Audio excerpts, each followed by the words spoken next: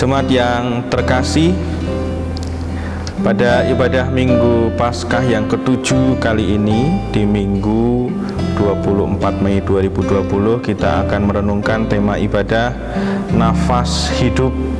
Dan kita akan merenungkan bacaan Injil dari Yohanes 17 ayat 1 sampai dengan 11. Ada sebuah artikel menarik, kalau Bapak Ibu mau searching di Mbah Google, di websitenya Kompasiana yang ditulis oleh Bastian Leo. Ini ada artikel yang ditulis, judulnya adalah tentang doa adalah nafas kehidupan. Jadi memang tentang doa yang terkait nafas kehidupan sudah banyak sekali yang mengulas. Nah, kita akan mencoba merenungkannya dari sudut pandang yang berbeda. Nah, dari website Kompasiana ini yang dia tulis ini, dia mengajak kita untuk sedikit bereksperimen. Eksperimennya sebenarnya biasa saja, tapi bisa kita lihat sebagai cara eksperimen yang cukup menarik, yaitu coba kita diminta untuk berapa lama kira-kira kita bisa menahan nafas, didetiki pakai HP atau pakai menitan, pakai stopwatch begitu. Berapa lama kira-kira panjenengan dan saya bisa menahan nafas? Saya juga akan coba kira-kira secara normal itu menahan nafas itu kira-kira bisa berapa lama. Bapak Ibu bisa mencoba di rumah ya, berapa lama bisa menahan nafas. Saya hitung mulai dari sekarang.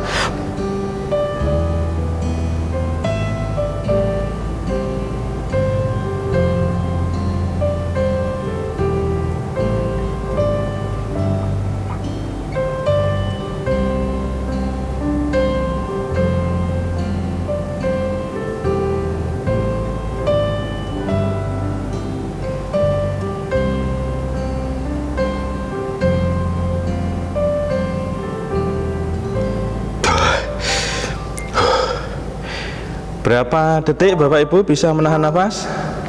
Saya 31 detik. Nah, bisa dilihat ya, 31 detik saya menahan nafas.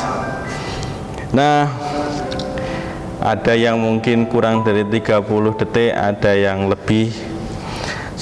Saya 31 detik. Rata-rata orang menahan nafas memang sekitar 30 sampai 60 detik, setengah sampai 1 menit. Rata-rata orang normal bisa menahan nafas. Rekor terlama manusia bisa menahan nafas itu dipegang oleh seorang laki-laki bernama Tom Sietas. Ini orang Jerman. Dia bisa menahan nafas selama 22 menit 22 detik. Jadi dia seorang penyelam yang dia bisa menahan nafas selama 22 menit 22 detik. Ini sepersepuluhnya aja saya nggak ada tadi, cuma 30 detik. Nah, coba kita perhatikan Bapak Ibu, kalau rekor terlama itu ada 22 menit dipegang oleh Tom Sietas. Coba kita perhatikan, dari 24 jam waktu yang tersedia dalam sehari, 24 jam waktu yang disediakan dalam satu hari, pembagian waktunya demikian. Tidak sampai 10%-nya 24 jam itu kira-kira 2 jam 4 menit. Tidak sampai 2 jam orang bisa menahan nafas. Artinya apa Bapak Ibu dan Saudara? Artinya bernafas ternyata memang menjadi kebutuhan mendasar yang tidak bisa dielakkan, kebutuhan yang hakiki bagi setiap makhluk hidup, manusia, binatang, dan yang lainnya yang ciptaan Tuhan. Nah, tema ibadah kita pada hari ini adalah nafas hidup, dan bacaannya tentang Yesus yang berdoa. Nampaknya tema ini diusung oleh LPPS atau Lembaga Pengabdian dan Pengajaran Sinode ini untuk kembali mengajak kita untuk mengingat kembali hakikat dari doa sebagai nafas hidup. Nah, sebagai nafas hidup orang beriman, maka sebenarnya tidak layak bagi kita untuk berhenti berdoa. Kan kadang-kadang kita sering mendengar ya, ada orang yang saya tidak bisa berdoa, saya nggak berani berdoa, saya nggak bisa ngomong saya nggak bisa berdoa kan. Jadi aneh kalau kita mendengar ada orang yang bilang begitu. Karena bukankah alasan atau bukankah hakikat dari berdoa, makna lain dari berdoa itu adalah komunikasi. Jadi kalau komunikasi sebagai makna lain dari doa, setiap hari kita berkomunikasi dengan orang lain, termasuk orang-orang yang kita cintai. Kalau kita setiap hari berkomunikasi, masa nggak pernah berkomunikasi dengan Tuhan? Maka menjadi aneh sekali lagi kalau ada orang yang bilang saya nggak bisa berdoa, saya nggak biasa berdoa, kan jadi aneh. Nah, oleh karena itu Bapak Ibu dan Saudara, sebagaimana kita berkomunikasi dengan orang-orang yang kita cintai di sekeliling kita, ya demikian juga kita berkomunikasi dengan Tuhan. Demikianlah juga kita berdoa. Ini ngobrol dengan Tuhan, berbicara dengan Tuhan, dua arah gitu ya, antara kita dengan Tuhan.